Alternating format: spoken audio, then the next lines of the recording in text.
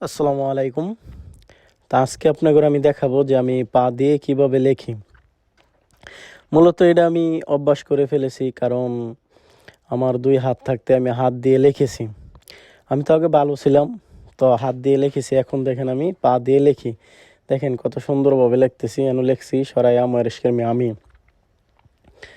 এরপরে লিখতেছি সরাইয়া মায়কার মা ২৯ আমার দৈন্দার নায়কার না ম নাম, আমার নাম দন্তাস্বরে সু বর্গা জ দন্তান্ন সুজন ময়ূরশিগার মি ২৯ আ মিয়া সুজন মিয়া। এই যে দেখেন আমার নামটা আমি কত সুন্দরভাবে লিখেছি। এই যে দেখেন, এই যে আমার নামটা আমি কত সুন্দরভাবে লিখেছি।